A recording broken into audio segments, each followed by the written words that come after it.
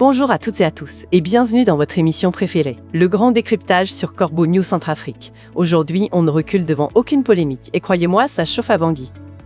Depuis le Studio D, je suis ravie d'accueillir mon expert S-Analyse politique, le grand Arsène Feïmonazoui. Arsène, comment ça va du côté des infos brûlantes?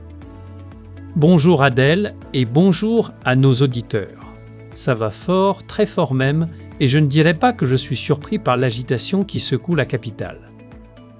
Le titre de notre article du jour, qui ne manque pas de piquant, résume bien la situation, le bal des flatteurs ou le festival des rancuniers, quand la mauvaise foi s'invite à l'élection du maire de Bangui.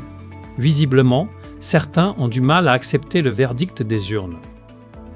Ah, la mauvaise foi, voilà un mot qui promet.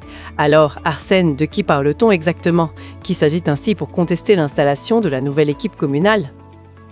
Adèle, il s'agit de Loge Doctrouvé Koï, bien connu comme l'un des animateurs de la milice requin.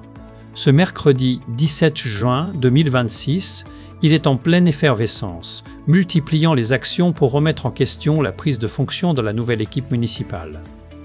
Le chaos règne sur les réseaux sociaux et il en est un acteur central. Un acteur central, et on parle ici de l'amertume d'un propagandiste aux abois. Fort de café, Arsène. Ce choix de mots indique clairement une position. Qu'est-ce qui le ronge à ce point? C'est assez clair, Adèle.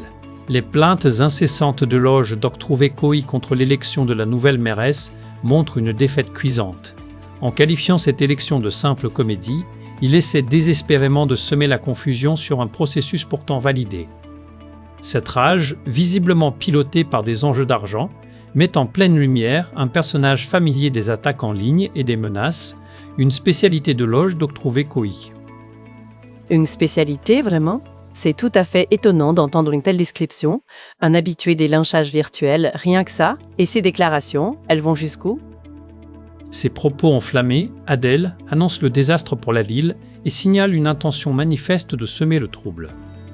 Par des coups bas, il cherche à se venger du rejet de son groupe d'insurgés, s'enfermant dans une escalade verbale qui, de fait, le retire du cercle des observateurs sérieux.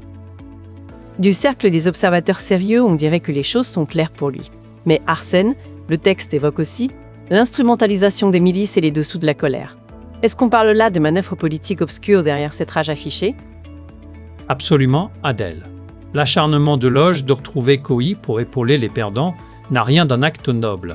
En utilisant sa voix pour entraver le changement à la mairie, il exécute les ordres d'un lobby brutal, très proche de certains ministères.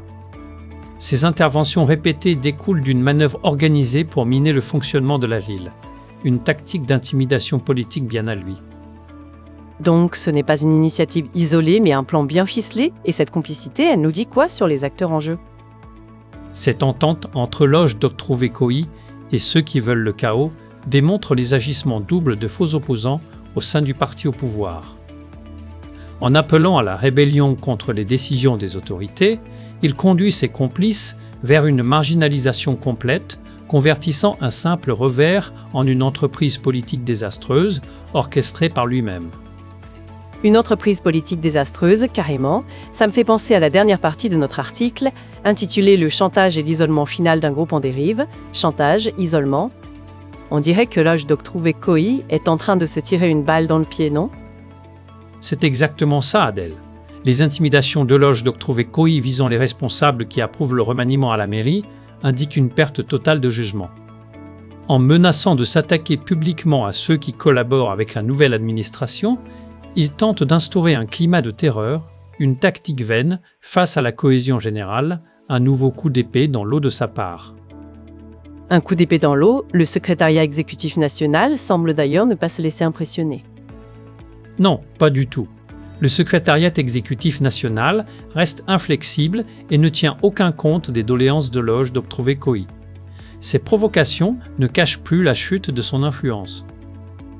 Le rejet de ces égarements par les militants met fin à cette tentative de pression, laissant l'agitateur à sa triste fin. La triste fin d'un agitateur, c'est ce que nous apprend cette analyse percutante. Merci Arsène pour ces éclaircissements sur cette affaire qui agite Bangui. C'est moi qui te remercie, Adèle. Cet article a été rédigé par Eric Azoumi pour la rédaction du Corbeau News Centrafrique. Et pour tous nos auditeurs qui souhaitent réagir ou nous envoyer des informations, n'oubliez pas nos contacts WhatsApp et téléphone au +136 75 05 trans ou au +136 62 R ou au +136 62 trans. Restez connectés au CN6 pour des informations toujours plus incisives. À bientôt.